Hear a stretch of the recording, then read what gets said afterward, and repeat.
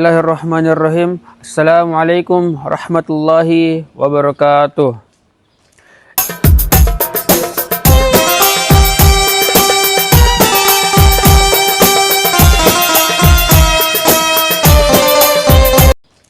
Innal hamdalillah nahmaduhu wa nasta'inuhu wa nastaghfiruhu wa na'udzu billahi min syururi anfusina wa min sayyiati a'malina man yahdihillahu fala mudhillalah wa man yudlilhu fala hadiyalah.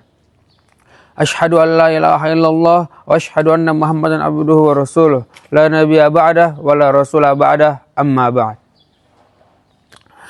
Yang pertama-tama, marilah kita panjatkan puja dan puji syukur kita atas kehadirat Allah Subhanahu wa taala yang telah menciptakan langit, bumi, alam semesta dan seluruh isinya, dan yang telah mengatur silih pergantian siang dan malam.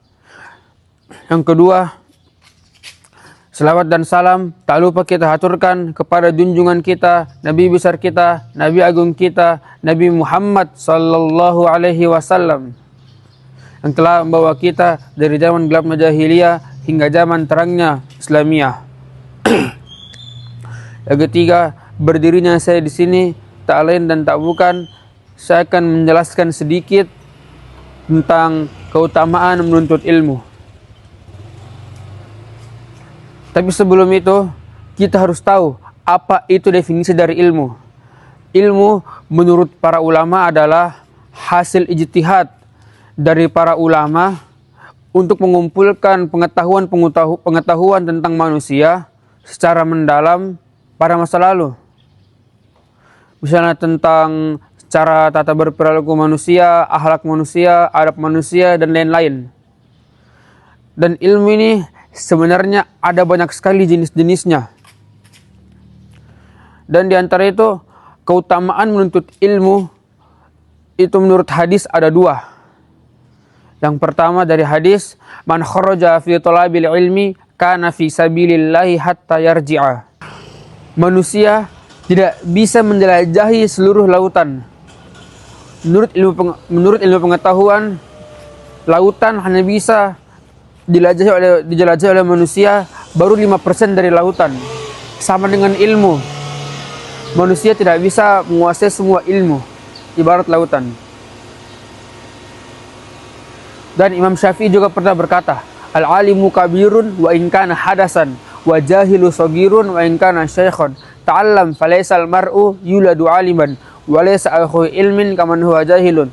Yang artinya, al-alimu kabirun wa in kana hadasan, orang yang berilmu itu dianggap besar walaupun sebenarnya dia kecil. Wa jahilu sagirun wa in kana syaikhan, dan orang yang bodoh itu dianggap kecil walaupun sebenarnya dia besar. Ta'allam falaisal mar'u yuladu aliman, belajarlah karena tidak ada manusia seorang yang lahir dalam keadaan berilmu. Walaysa akhu ilmin kaman huwa jahilun, dan tidak ada orang berilmu seperti orang yang bodoh.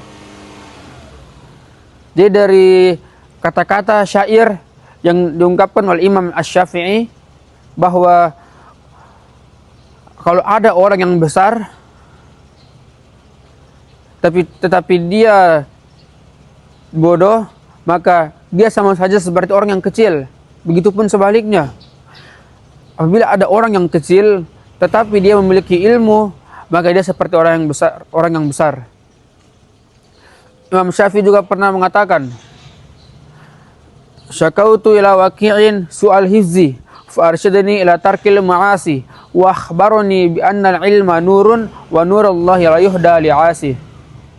Jadi di syair ini Imam Syafi'i berkata,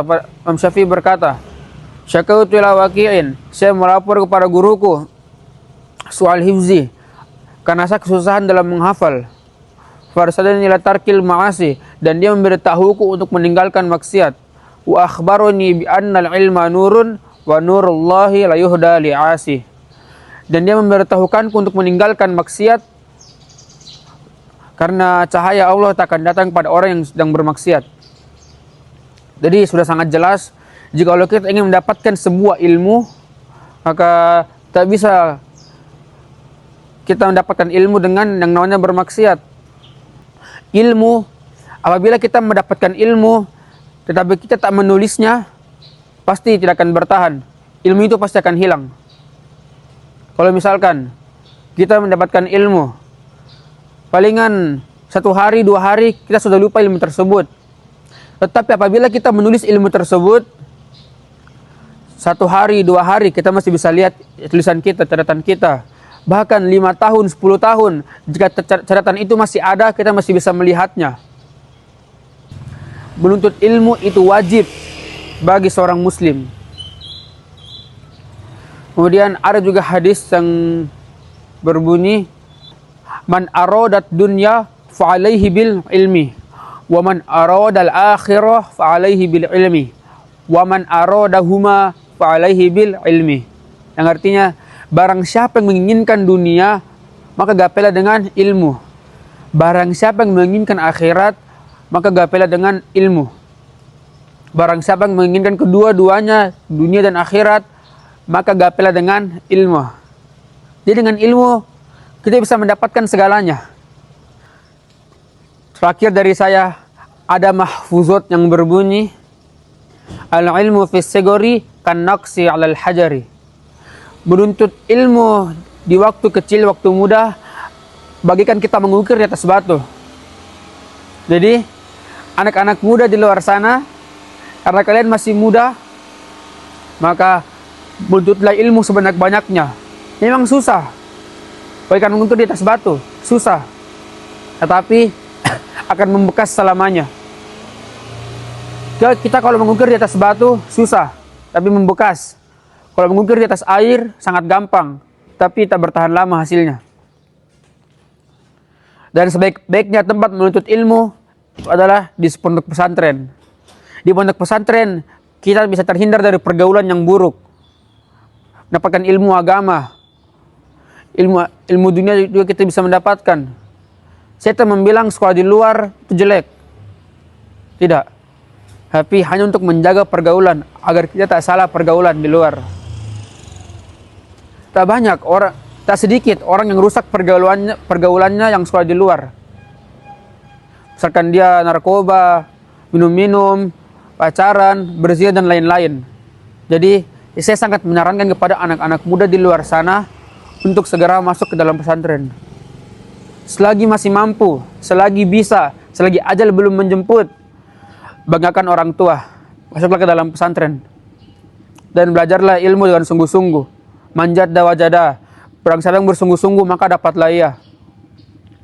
Mungkin cukup sekian dari saya.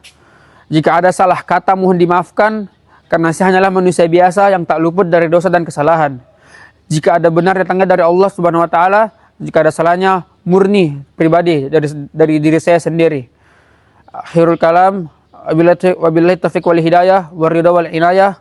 Aqulu qauli hadza wa astaghfirullah li wa lakum. Wassalamualaikum warahmatullahi wabarakatuh.